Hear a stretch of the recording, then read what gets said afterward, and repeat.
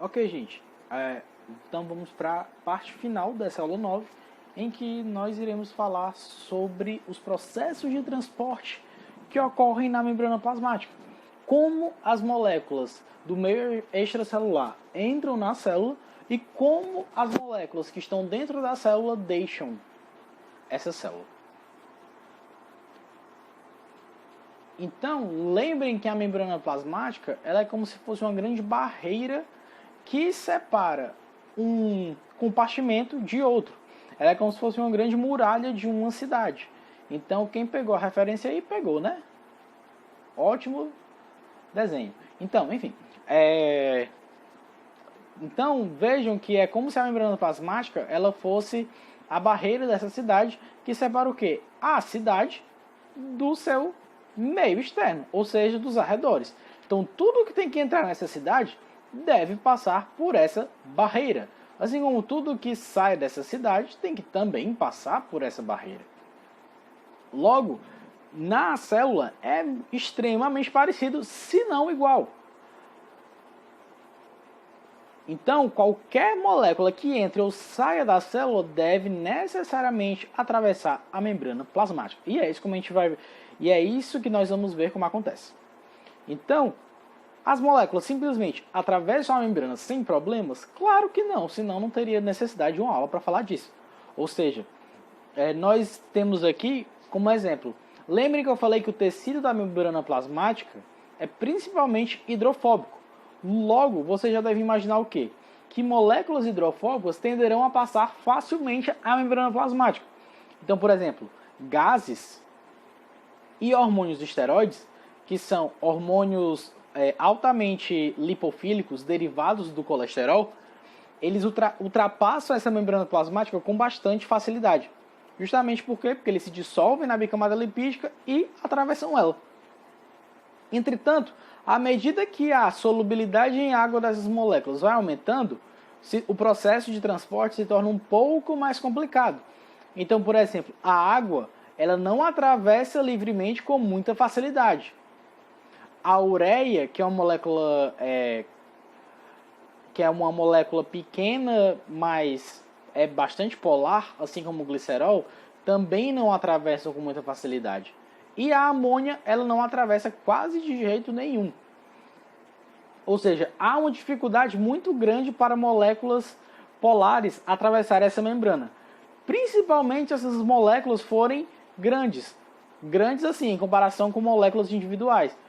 Se for, por exemplo, moléculas de glicose ou moléculas de sacarose, o transporte é muito menor. Vejam que esse transporte, ele não deixa de acontecer. Ele acontece. Só que a velocidade de ocorrência dele é incompatível com os limites da vida. Então não daria para simplesmente essas moléculas atravessarem essa membrana plasmática livremente. Precisa de alguma forma delas serem colocadas para dentro dessa membrana. É como se elas precisassem ser colocadas para dentro da cidade por meio de uma bazuca. Já íons que são muito polares, eles não atravessam de jeito nenhum. Então, com isso, a gente tem a seguinte noção, que a membrana plasmática ela é seletivamente permeável. Ela nem deixa passar tudo, ou seja, ela nem deixa passar tudo que está dentro da célula para fora e nem deixa passar tudo que está fora da célula para dentro. E isso é bem óbvio. Por quê? Porque, a fim de que a vida aconteça, esse transporte de moléculas deve ser altamente regulado. Mas então, como é que acontece esse transporte de moléculas que não atravessam facilmente a bicamada lipídica? Existem alguns tipos de transporte de membrana e as moléculas elas podem se mover pela membrana basicamente de 3 formas. A primeira, passando diretamente pela bicamada lipídica, como mostrei para vocês, os gases, que são apolares, e os hormônios esteroides. Elas podem ter uma passagem facilitada por meio de proteínas, que nós chamamos de proteínas do tipo canal ou proteínas do tipo transporte. Ou seja, essas proteínas é como se fossem as bazucas para levar as moléculas para dentro da célula, de forma que elas não precisem interagir com a porção lipídica da célula. Então, essa passagem é facilitada sem haver gasto de energia. E a terceira forma é uma passagem facilitada por meio de proteínas, mas havendo gasto de energia. Então, esses são os três tipos de meios pelos quais as moléculas atravessam membranas.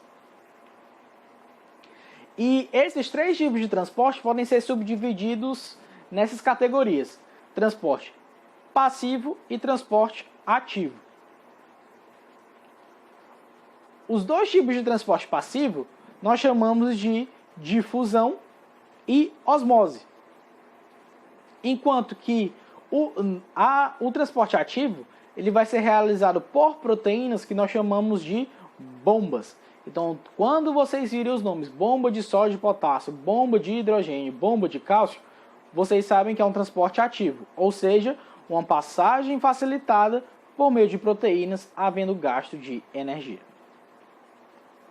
Então, vejam que cada um desses tipos de transporte, seja ativo ou passivo, está dentro desses três tipos aqui. Ou seja a difusão, osmose ou bombas, cada um vai ocorrer dessas três formas, ou de uma ou de outra. Então, sobre a difusão. A difusão ela é um tipo de transporte passivo, ou seja, não há gasto de energia, em que uma substância passa de uma região em que ela está mais concentrada, ou seja, em maior quantidade, para onde ela está em menor quantidade até haver o equilíbrio. Ou seja, imagine a seguinte situação. Existe aqui uma molécula em alta quantidade fora da célula e ela é bastante solúvel na membrana e ela aqui está em pequena quantidade. Logo, qual vai ser a tendência? Que essa molécula passe de onde ela está em maior quantidade para onde ela está em menor quantidade. Isso sem haver gasto de energia. É um transporte que a gente chama a favor do gradiente de concentração. Por quê? Porque ela passa de onde ela está em alta concentração para onde ela está em baixa concentração. Um exemplo. Assim que nós absorvemos oxigênio, quando o oxigênio é absorvido do ar até o sangue pelos pulmões, esse oxigênio ele vai ser entregue aos tecidos.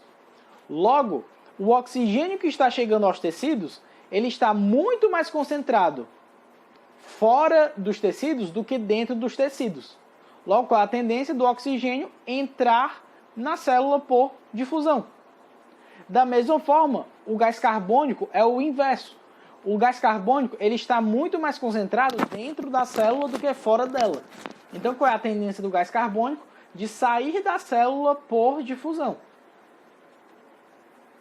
Então, o processo espontâneo que ocorre a favor do gradiente químico ou gradiente de concentração. Já a difusão de íons, ou seja, de espécies químicas carregadas, ela se dá a favor de um gradiente elétrico e um gradiente químico. O gradiente químico é só a diferença de concentração, ou seja, se eu tiver 100 moléculas fora e 5 moléculas dentro, o transporte vai ocorrer com alta velocidade. Muito mais alta velocidade do que se eu tivesse 50 moléculas fora e 40 moléculas dentro. Quanto maior essa diferença de concentração, mais rápido vai ocorrer a difusão.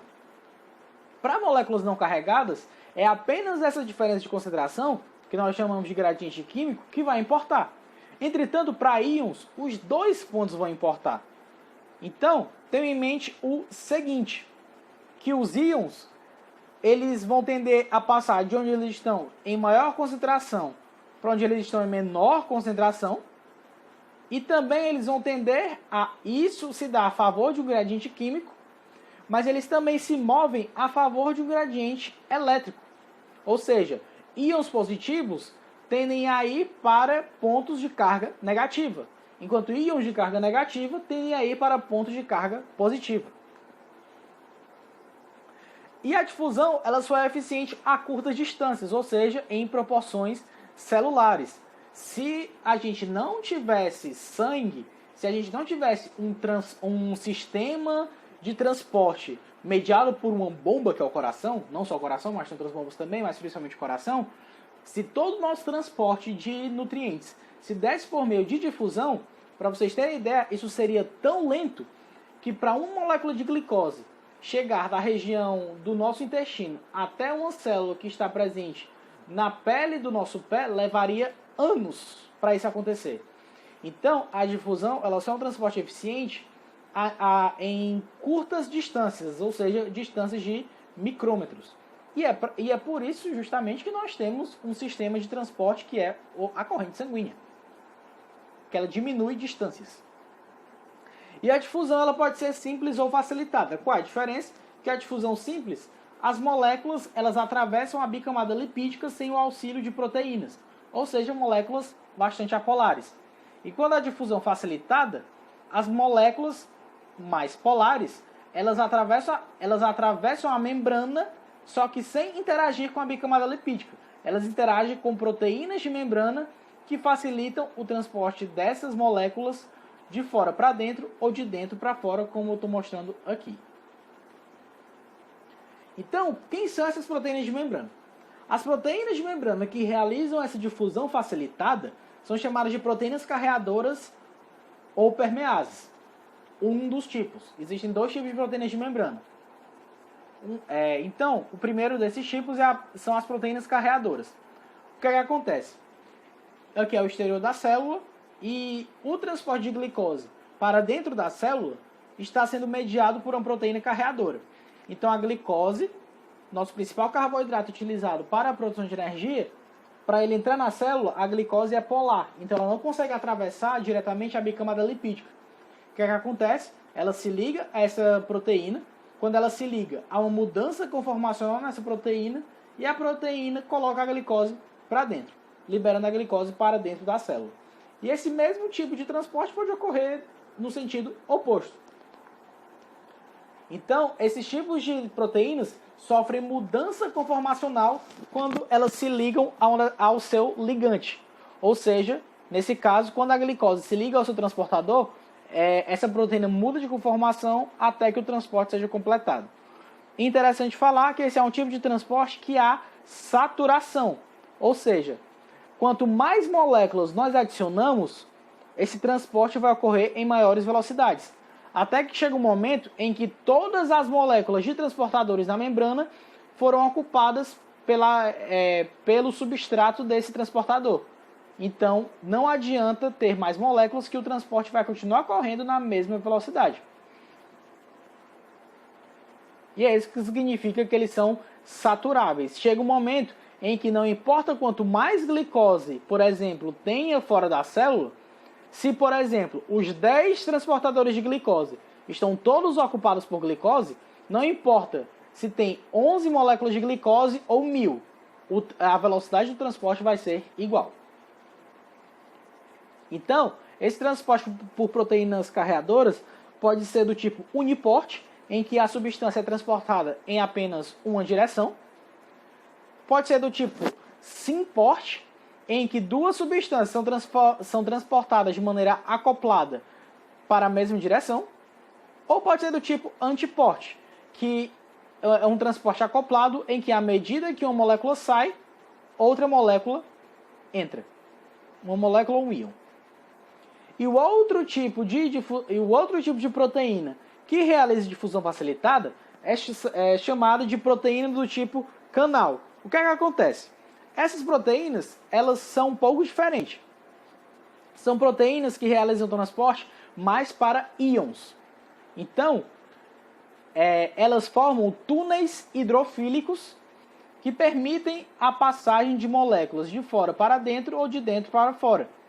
Então, observem aqui, nessa situação, a proteína canal está fechada. Uma determinada molécula estimuladora se liga a essa proteína, faz com que ela se abra, e isso permite com que as moléculas entrem nela. É isso, por exemplo, que acontece lá na nossa fibra muscular, no nosso músculo. Quando o músculo ele recebe a molécula de acetilcolina, a partir do neurônio motor que está inervando esse músculo, essa molécula de acetilcolina se liga no seu receptor, e esse receptor é um canal de sódio. Quando ela se liga a ele, esse canal de sódio se abre e moléculas de sódio entram no músculo, e esse grande influxo de íons de sódio para dentro do músculo faz com que haja uma mudança de carga no músculo e isso desencadeia o processo de contração muscular. E é assim que nós conseguimos nos mover. Então, é um tipo de interação menos específica com o soluto. O soluto interage mais fracamente com esse tipo de proteína. Por quê? Porque é um canal hidrofílico. Essa proteína ela não muda de conformação uma vez que ela foi ativada, uma vez que a proteína foi aberta, ela é um canal que se íons positivos conseguirem atravessar, eles irão atravessar. Se íons negativos conseguirem atravessar, eles também irão atravessar.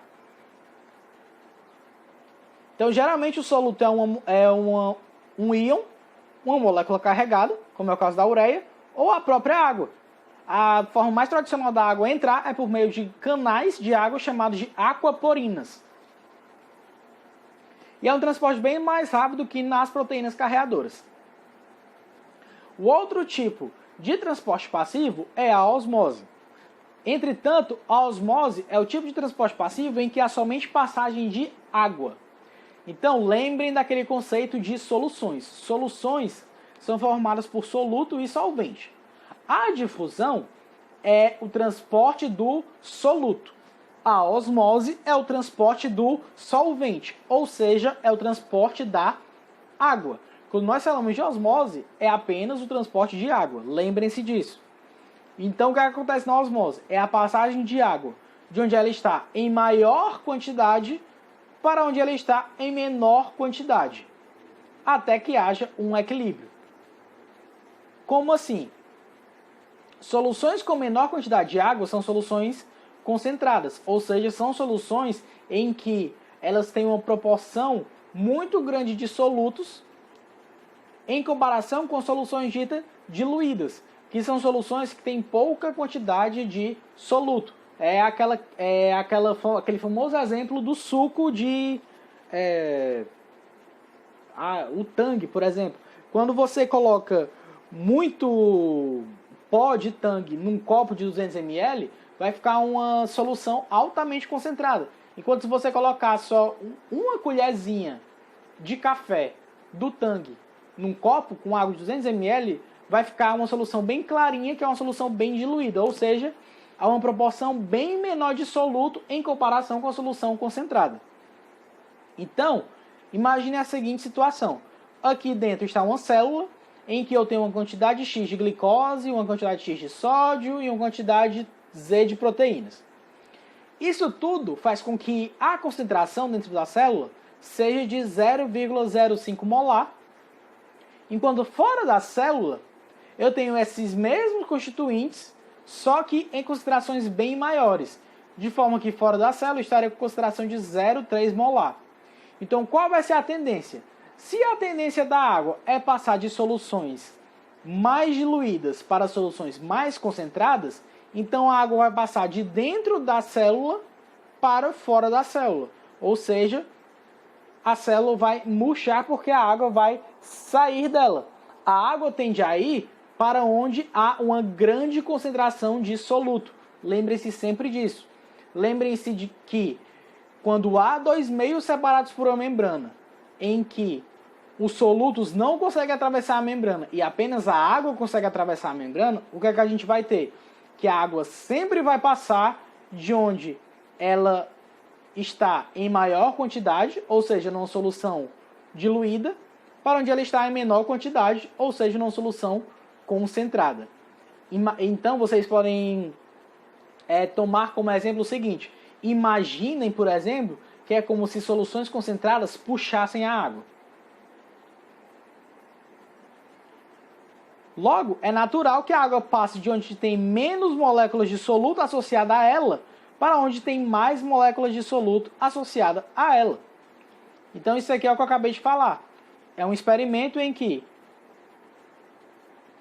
se nós separarmos nesse tubo em U, esse tubo em U está separado por uma membrana, e nesse tubo em U existe do lado esquerdo uma quantidade de moléculas de glicose menor do que do lado direito. Basta vocês contarem aqui. Contanto que a molécula de glicose não atravessa essa membrana, e isso é uma condição necessária para que haja osmose, apenas a água deve ser permeável a essa membrana, o que é que vai acontecer? A água vai passar de onde tem menos soluto para onde tem mais soluto. Ou seja, ela vai passar do lado esquerdo para o lado direito. Então, vai diminuir o volume do lado esquerdo, enquanto aumenta o volume do lado direito. Então, nessa parte final, nós vamos ver como as células se comportam em diferentes soluções. Então, o comportamento de uma célula em uma solução é dependente da concentração de solutos presentes na solução e na permeabilidade da membrana a esses solutos, obviamente. Então, esses dois fatores, eles correspondem à tonicidade de uma solução. O que é uma tonicidade? É a capacidade que a solução tem de fazer a célula ganhar ou perder água.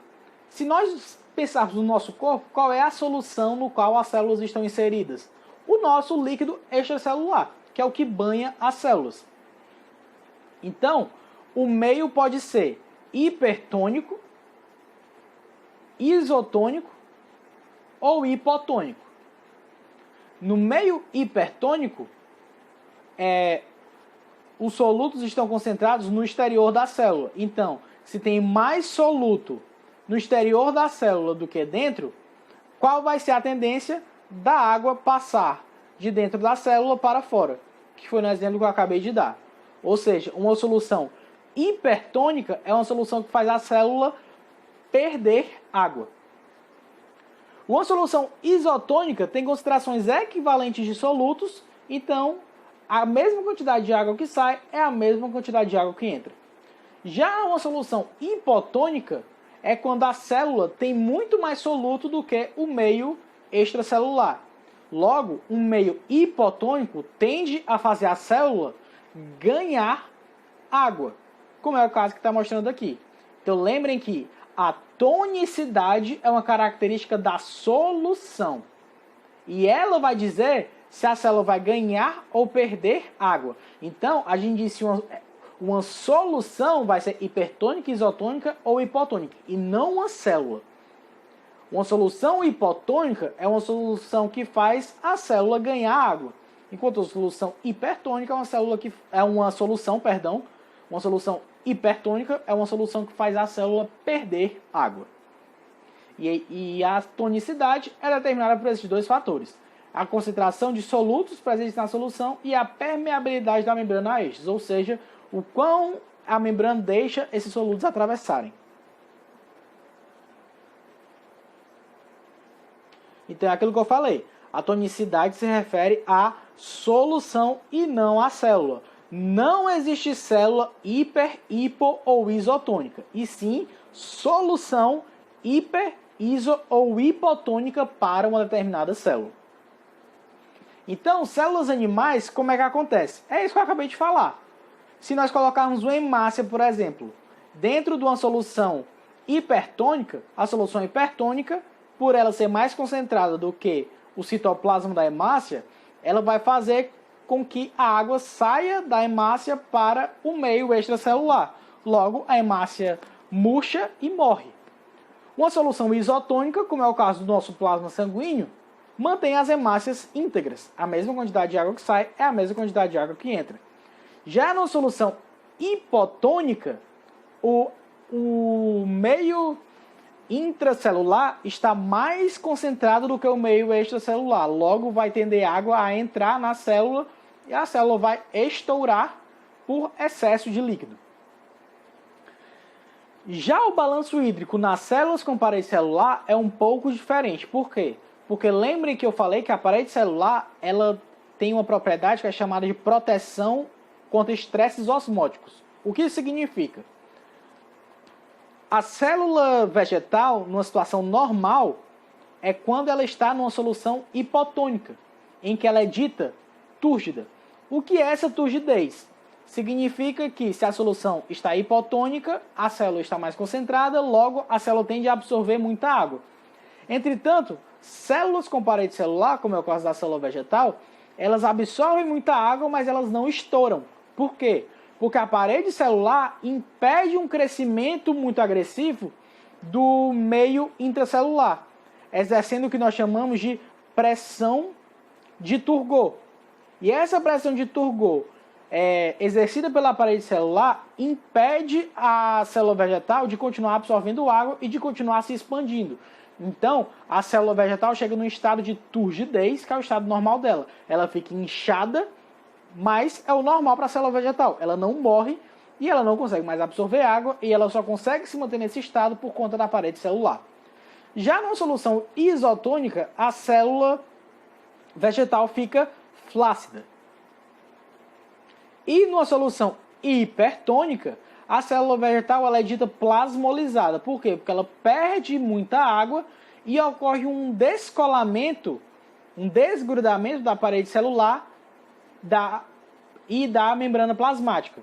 E ocorre o que nós chamamos de plasmólise e isso causa a morte da planta. Lembre que a parede celular ela é mais externa à membrana plasmática. Então, a plasmólise é quando a membrana plasmática, devido à grande saída de água da célula, ela se desprega da parede celular e a célula morre. E o transporte ativo é um tipo de transporte também realizado por proteínas de membrana, mas que são membrana que realizam o tipo de transporte contra um gradiente de concentração. Como assim? O que é contra o gradiente de concentração? A gente viu que a favor do gradiente de concentração são moléculas passarem de onde elas estão mais concentradas para onde elas estão menos concentradas. Isso é um processo espontâneo e natural. Já um transporte ativo realiza o transporte oposto. É como se fosse uma bomba. É como se fosse lá no Titanic, a água está entrando tranquilamente no navio que está afundando e o pessoal está pegando balde para colocar a água de volta para o mar. E eles precisam de energia para fazer isso. E é a mesma coisa que acontece aqui.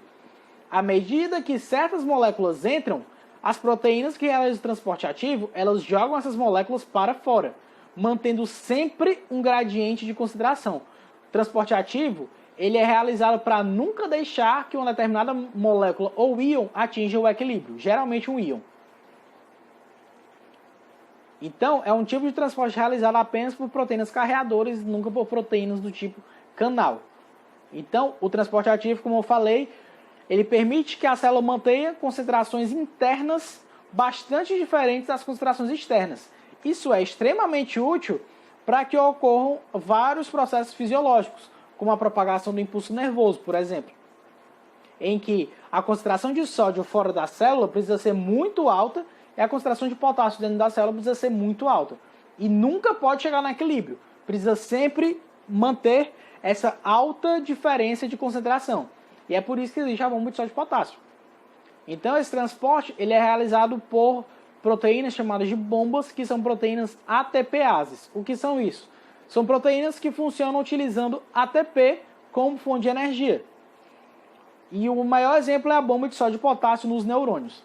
Que essa bomba de sódio e potássio, chamada de bomba eletrogênica, ela mantém as concentrações de sódio altas no meio extracelular, porque à medida que o sódio entra na célula, essa bomba de sódio e potássio joga ele para fora. E à medida que o potássio sai da célula, a favor do gradiente de concentração, a bomba de sódio e potássio traz o potássio para dentro de novo, mantendo sempre essa alta diferença de concentração. Então mantenham isso em mente. O transporte ativo mantém diferença de concentração sem deixar que o equilíbrio seja alcançado. Ou seja, é por meio do transporte ativo que nós conseguimos manter concentrações de íons tão diferentes nos compartimentos corporais. No líquido intracelular, nós temos alta concentração de potássio, que é essa coluna roxa, e uma alta concentração de proteínas. E quando no líquido intersticial, que é aquele líquido que banha as células nos arredores, nós temos uma alta concentração de sódio e uma alta concentração de cloreto. E enquanto no plasma sanguíneo, nós temos uma alta concentração de cloro, uma alta concentração de proteínas e uma alta concentração de sódio. Ou seja, essas diferenças de íons são mantidas principalmente por conta dessas bombas eletrogênicas. E elas mantêm gradientes químicos, como eu falei, sem nunca deixar chegar no equilíbrio. Então, no caso dos neurônios, o sódio está constantemente entrando na célula pelos canais de sódio e o potássio saindo da célula pelos canais de potássio, ambos a favor do gradiente químico. Entretanto, eles não podem chegar no equilíbrio. E aí a bomba de sódio de potássio faz o quê? Elas mantêm essa alta diferença de concentração. E para finalizar, falando da endocitose, que quando ocorre o transporte de partículas muito grandes, como alguns vírus e algumas proteínas, ocorre a formação de invaginações na membrana para capturar essa determinada partícula muito grande. E aí a formação do que a gente chama de vesícula. E esse transporte de partículas grandes é chamado de endocitose. Então vejam aqui, essa partícula grande, ela chega na membrana plasmática, é formada uma invaginação que cobre essa partícula e essa partícula é engolfada para dentro da célula, formando o que nós chamamos de vesícula fagocítica ou endossomo. Da mesma forma, algumas células liberam moléculas por endocitose, mas é um tipo de endocitose que nós chamamos de... Não é endocitose, perdão, é exocitose. É um transporte parecido com a endocitose que nós chamamos de exocitose. Causa uma pequena confusão aqui. Então essa endocitose pode ser de 3 tipos. Pode ser uma fagocitose, uma pinocitose e uma endocitose mediada por receptor, que é o caso do transporte de colesterol. E aqui, só para revisar, para finalizar, a difusão é o transporte de moléculas através da bicamada lipídica, sem o auxílio de proteínas de membrana. A difusão facilitada é o transporte de moléculas polares ou íons através de proteínas carreadoras ou proteínas do tipo canal. E o transporte ativo é um transporte contra um gradiente de concentração que mantém gradientes químicos e não deixa alcançar o equilíbrio, e é extremamente importante para manter concentrações diferentes de íons nos diferentes compartimentos do corpo. Então é isso, pessoal. Essa parte foi um pouco mais longa, porque essa parte realmente é bem importante, mas é isso. Próxima aula nós iremos falar sobre citoplasma e organelas. E é isso, até a próxima aula. Abraço.